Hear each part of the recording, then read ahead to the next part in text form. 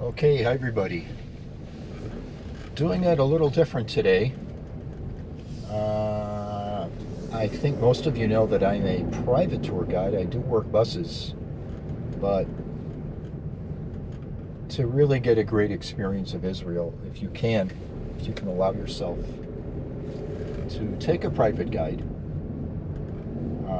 Israel has a very special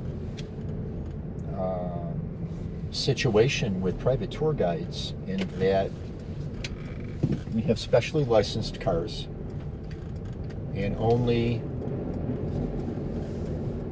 certain guides get to get them. About 5% of the tour guides.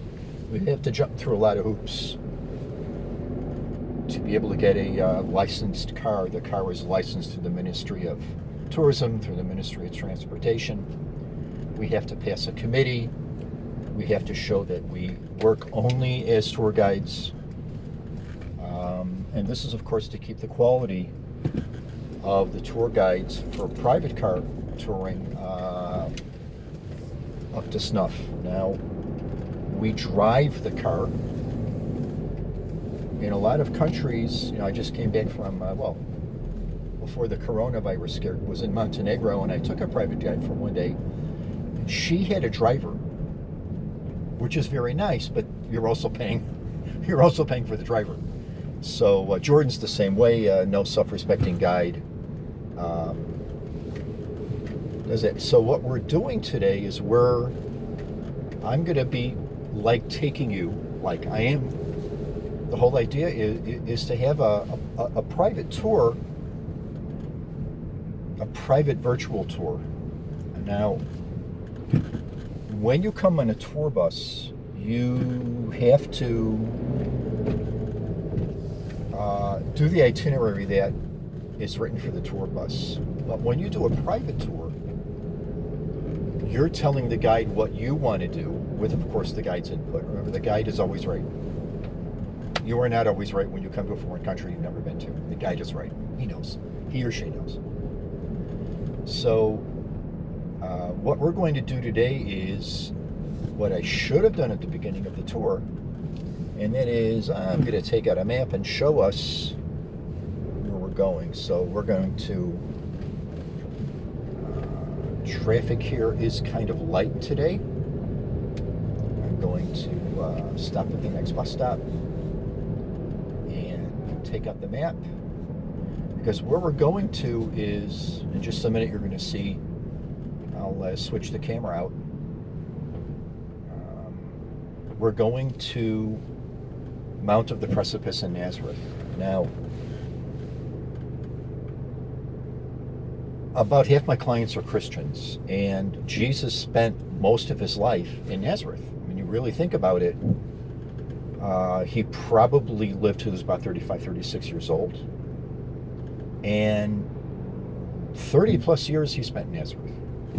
And the interesting thing is, we don't know a whole lot of what he was doing in Nazareth until the end of his, when he left Nazareth, moved to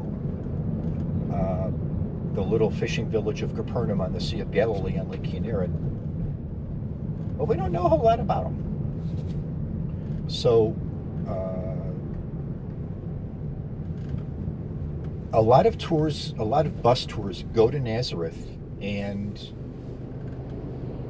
go to this big, huge, modern church. It's the biggest church in the Middle East, by the way, called the Basilica of the Annunciation. It's run by the Franciscans, which is a Catholic order.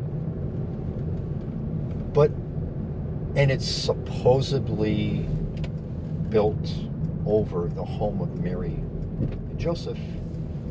But that is a tradition not backed up by any historical fact. So I want to let me get out of the way here. There's a fellow waiting for a bus. I don't want to be in the bus's way. Let me get the four-ways on, because I really shouldn't be doing this. Put the car in park. And take out the map and have the map of Israel here and show you where Nazareth is. And Nazareth is at the very, very, just about the southern part of Yeah, I hope you guys can see it here. But I live in Afula, which is kind of a hub. You can see a lot of. That's where our hotel is. You were staying in the hotel in Afula, okay? And there is a hotel just up the road. Not a bad one. And Nazareth is here, and you can see that it's not that far from the Sea of Galilee. And this area was Jesus's ministry.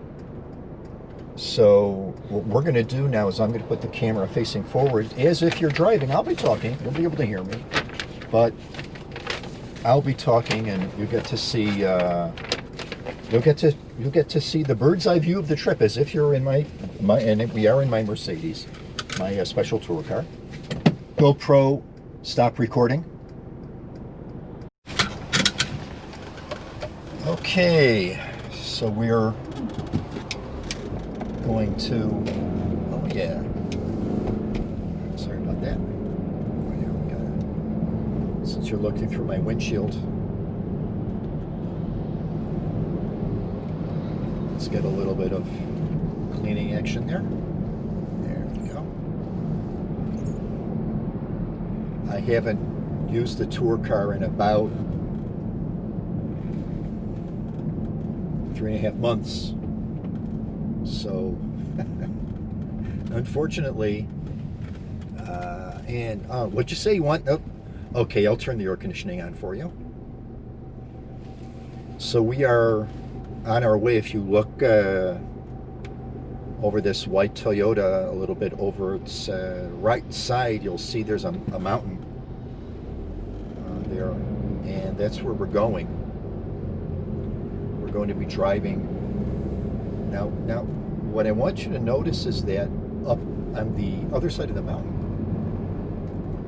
is Nazareth. Now, Nazareth is. I'm going to be doing another video in Nazareth. This is just a little bit of a travel log as we drive. And Nazareth that's all Nazareth there. Nazareth, about 72,000 people, inhabitants living there today. 2/3 are Muslim. Nazareth hasn't been a Christian town in quite a while.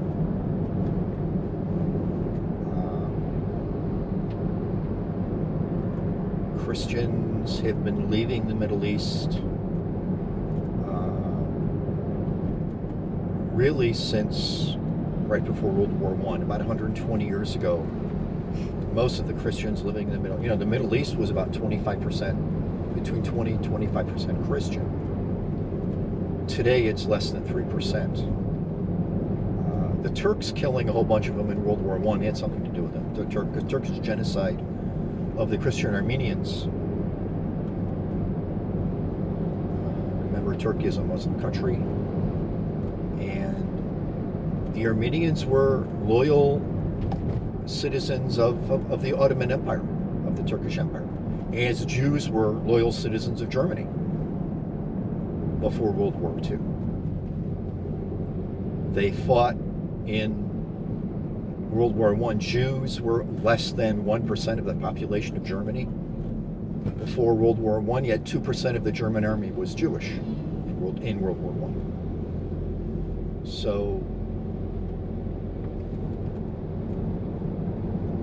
your own personal loyalty has nothing to do with the other side's desire to kill you. Yeah. So we're getting closer to the mountain we're going to now, and the mountain is called Mount of the Precipice, and it figures in a story. When we get there, I'll talk more about it. Mentioned in the book of Luke. Now, when I take visitors to the land of Israel, the Holy Land, Christian visitors, our guidebook is going to be the book of Luke. Luke, the Gospel of Luke. Luke, the only two books written by non-Jews, Luke and Acts, are both attributed to Luke. And Luke apparently was not a Jew. Everything else in the Christian Bible and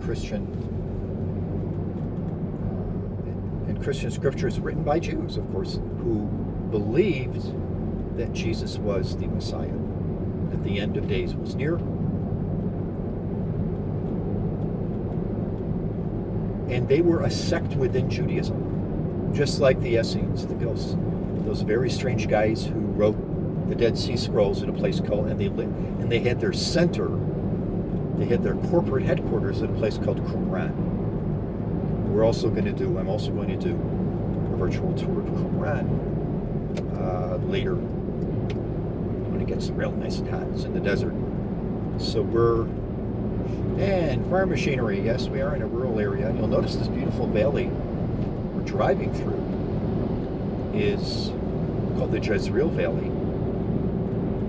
And it borders Galilee on the south.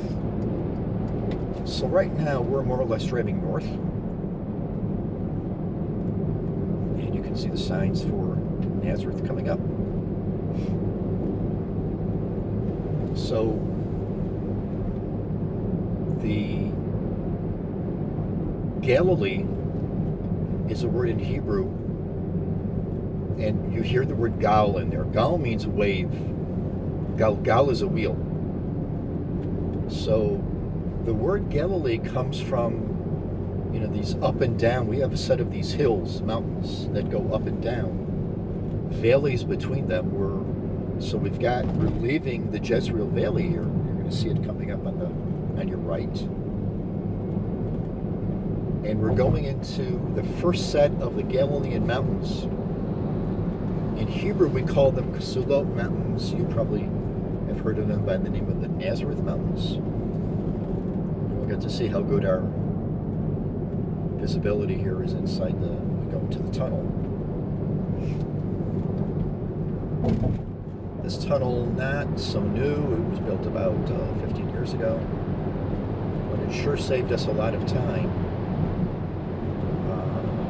Getting right to Nazareth. It leads right to the heart of Nazareth. But we're going not to Nazareth, but to the mountain next to it. It is in the modern city limits, but it was quite far, about 3 miles from ancient Nazareth. So, Nazareth, what does the name come from? Well, it's Hebrew. By the way, the town, on the right there is Mount Tabor.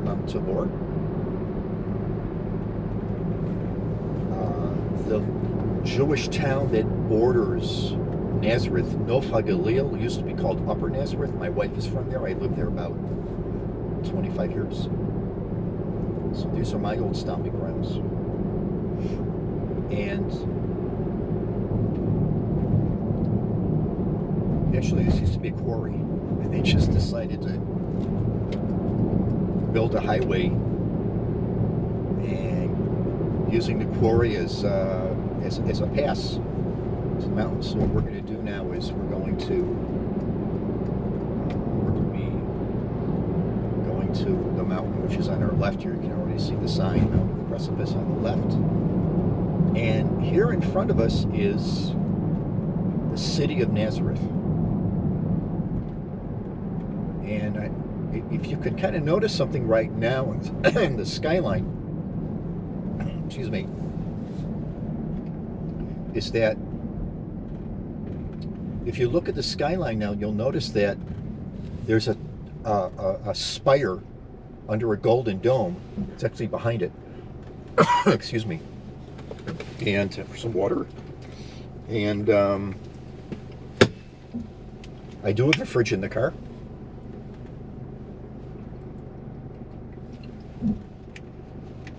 Much better.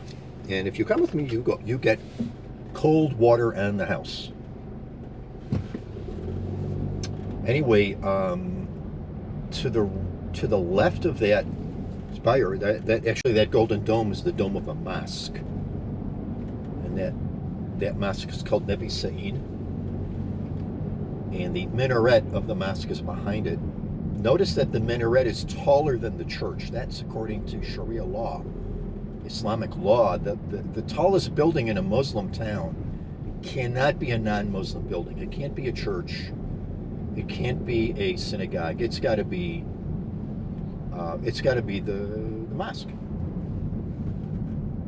So we're kind of doing a turnaround here. I've got there's the light. The post of the car is kind of blocking it here. And Cheerios are a big favorite here in Israel. So here we go. On our way up to the Mount of the Precipice.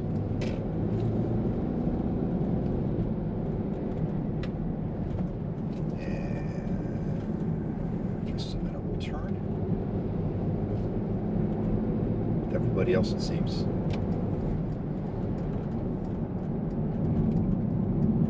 There it is, Mount of the Precipice. So, Nazareth, what does it mean? Netzel is the root of the word from Nazareth. Nazareth in Hebrew. Netzer means offshoot or a branch.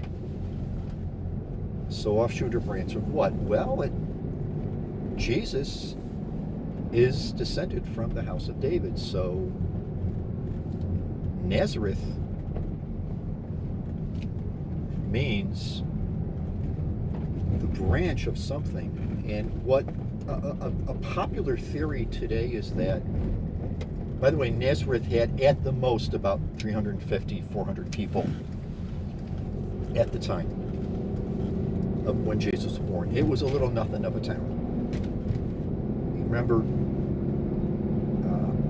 one of the disciples, I believe it's Nathaniel, Bartholomew, when he's told, you know, the Messiah is here, his name is Jesus of Nazareth. And he says, Nazareth? What good can come out of Nazareth? It's like Newark?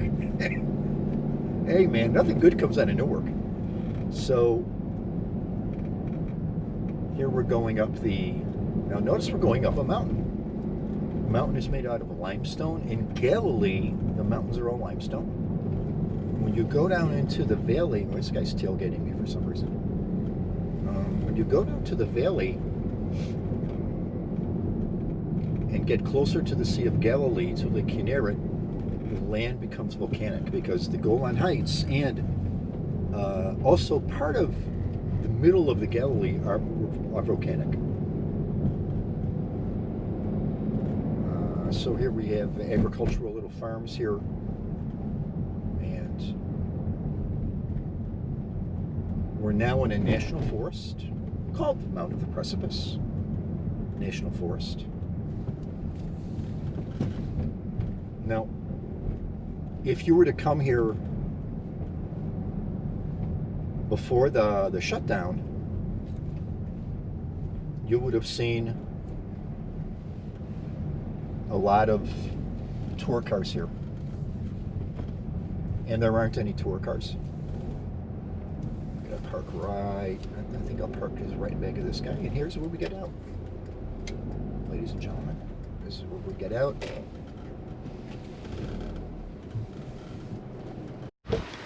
Okay, everybody, so welcome to the top of the Mount of the Precipice. We're going to walk up here and see what there is to see. And the fellow here that, it's really sad to see it all empty here. There's a fellow here that has a little place that would sell juice and coffee and Pringles potato chips, but here it's nice and empty. Okay, so we're on a virtual tour. The trees. These are carob trees. They're native to the land of Israel. They're also called locust trees. Oh, by the way, this is something you see up here. The people here come up here for romantic, a little bit of romance here. It's out of the way. The society, the Arab society, is very conservative. So if couples want to spoon, As I think my mother would say, they've got to really, really kind of sneak away and be careful you don't get caught. So I hope you don't mind me filming them here. So the carob trees we see here, the needle trees are of course pine trees, and that plant, that is a caper bush. So I'm going to keep on walking here and just kind of be as inconspicuous as possible. So getting back to the carob trees. Carob trees are also called locust trees. So when you're reading the Bible and you read about John the Baptist eating locusts and honey, he's not eating the bugs. He's eating carob pods. Locusts aren't, I mean, they're kind of seasonal. Locusts don't hang around for you to eat. They come in swarms and then they leave. So just here's another better look at these beautiful flowering caper. Yeah, that's a caper plant that you can see the capers. You can see the caper on top here. They're the capers. And they pick those and pickle them and cook with them. Not one of my favorites, but you can see the reason we come up here, and that is the view. And the view here is spectacular. Now all we're looking at is Nazareth here, at least this part. Nazareth is over there. So if we stand in this corner and look, the camera's in a wide-angle view, but directly in front of us, about in the center of the mountain, is a dome. Kind of hard to see, but that's the Basilica of the Annunciation. That is the spot where, according to tradition, the angel Gabriel comes to Mary and tells her that she's going to be impregnated by the Holy Spirit and give birth to the Messiah. Okay? And of course she answers with the words, "Let it be." Now a little bit about the song "Let It Be." Paul McCartney swears that the song has no religious meaning, but that he takes it out of the. There's a lot of coincidences. So he says he was feeling down and he saw a vision of his mother, and I believe her name was Mary. So who knows what Paul was on when he wrote this song. So anyway, look at the view here. So we see, when we're up here, we see, now all this we see here is Nazareth, the modern Arab, mainly Muslim city of Nazareth. As we look toward, if you look at the cranes are in upper Nazareth, now today called Nofal Galil, a Jewish development town. And as we turn and walk this way, we see Mount Tabor.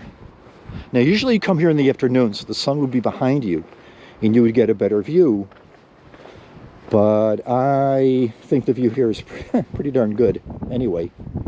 And we see in front of us the whole Jezreel Valley. So really here literally the Bible opens up here, because the hill opposite us here is called the Hill of Moreh. And in the book of Judges, the Midianites were encamped right down there. And Gideon, with his 300 guys, they use a psychological warfare at night and whoop them pretty good. Behind the Hill of Moreh is Mount Gilboa, where King Saul and his sons will be killed in that battle. The Battle of Gilboa. And if we go a little bit to the north, we're more or less looking due east now.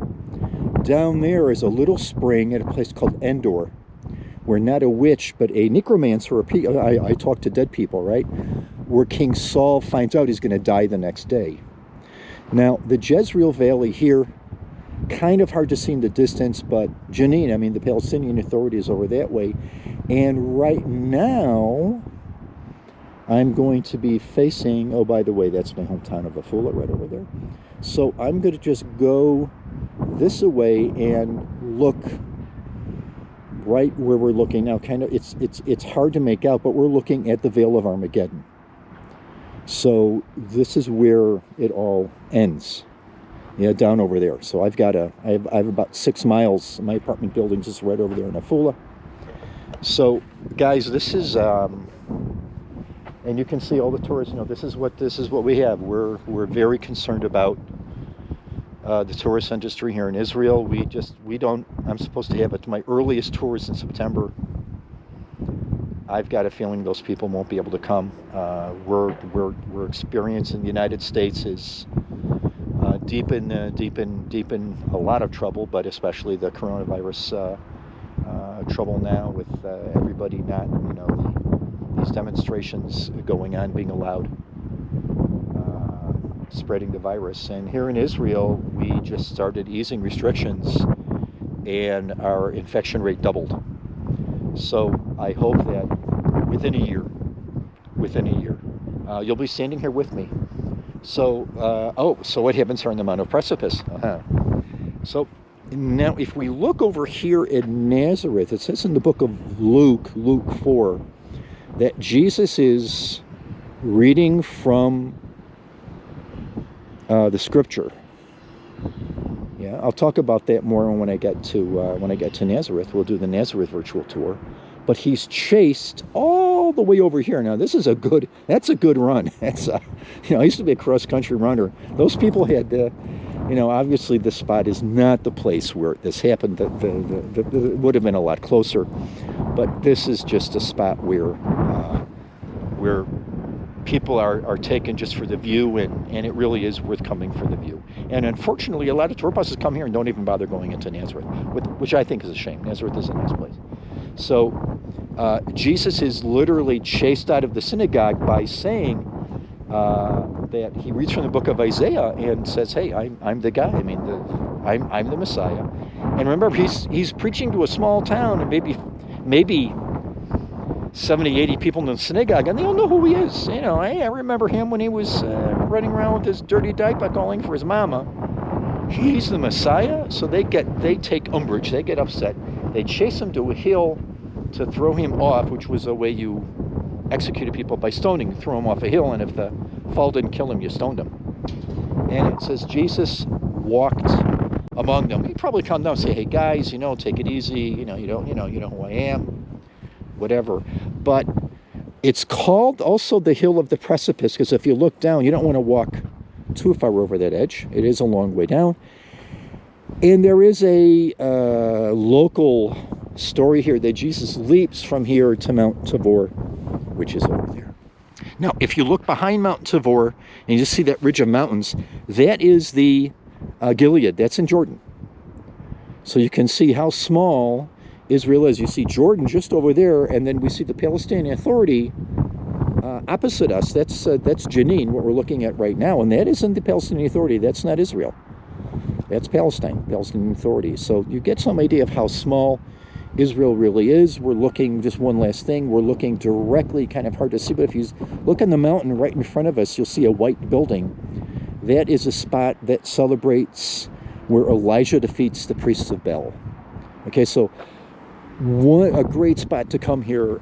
I hope you enjoyed this little short video. And until next time, tour guide Jacob Purcell saying goodbye.